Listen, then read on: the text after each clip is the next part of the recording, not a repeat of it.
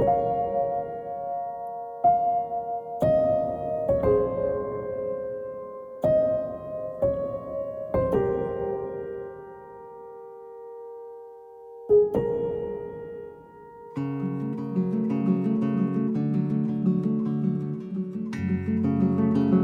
I've found, both in my time in recovery as well as the work that I do, is opioid use disorder can really impact anybody. My name's Harry Canan, and I'm the Vice President of Business Development at Care and Treatment Centers, and also the Managing Partner at Ghost Pepper. And our role is really as a communications consultant for the recovery community, the recovery industry. I was somebody who was introduced to opioids in college, and from that point, really my life became consumed. All of the hopes and dreams and aspirations that I had for myself as a kid, growing up with incredible parents who were very successful and wanted the best for me, started to fall by the wayside. My name's Callie Lamb. I am a criminal records paralegal in the employment unit at Community Legal Services of Philadelphia. I was 13 or 14 when I started experimenting with heavy drugs. It led to a lifetime of trying every way to use successfully. I didn't think that I was able to stop. For me, the cycle of going in and out of jail was what really prompted me to try to find a solution. My name is Britt James Carpenter. I live in Philadelphia. I've resident of Philly for the last 18 years.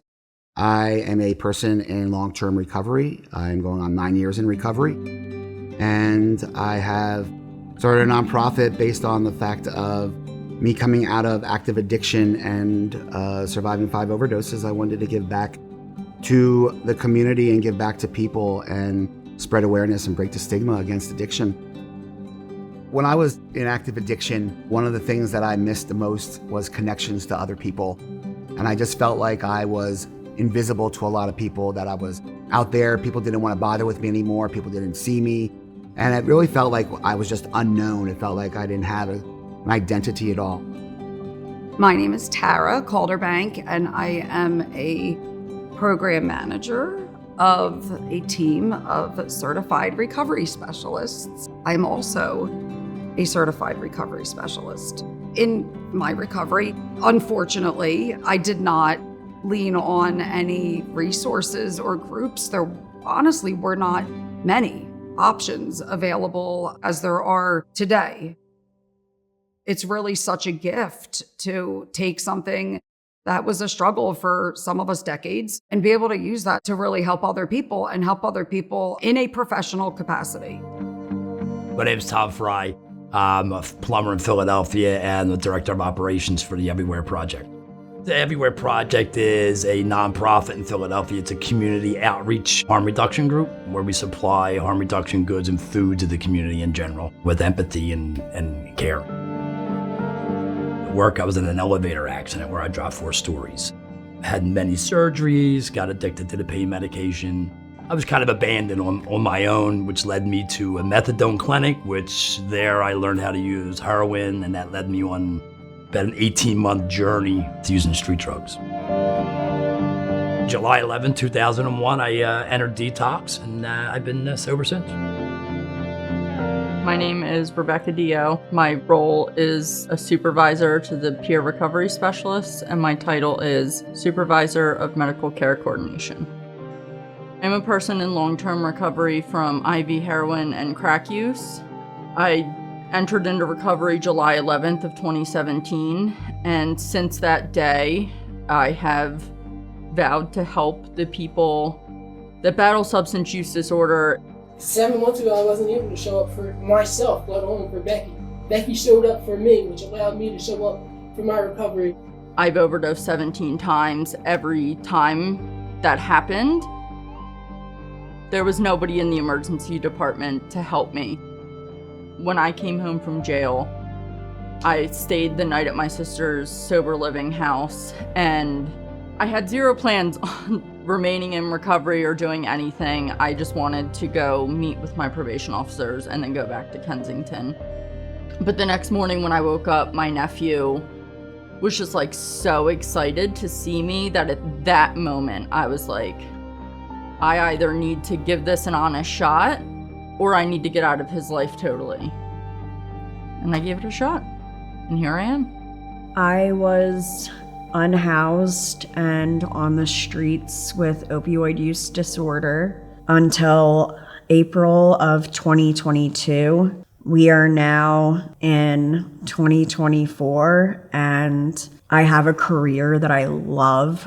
For me, I think the biggest factor was finding a certified recovery specialist when I was in the hospital that could say, me too. I've been there. Having people with lived experience working in hospitals made a huge difference for me. That, for me, was when I got sober. Everyone's journey is different. My journey included a number of relapses, and the fact that I never gave up on myself or went back to the way I was living before has made all the difference. I found that my voice matters, that people care that I have the experience that I have, and they listen to me. If more people recovered out loud, we would be ending the stigma that's keeping people from recovering, period. One of the most valuable things that I heard when I was in treatment was that I wasn't a bad person trying to be good. I was a sick person trying to get well. And that simple shift of perspective for me to believe that this was a disease, that recovery was possible. We need to be able to show diverse stories from different perspectives of what recovery can look like and what the struggles of a substance use disorder can really mean. If we can highlight that, I believe that we can actually change minds and change opinions. And if we can change our public perception, then there's no policy we can't change. People that have lived experience make the best voices. If you're a person that is in active addiction, or a person that has substance use disorder or mental health, there's hope. There is definitely hope. I'm living proof that there's hope.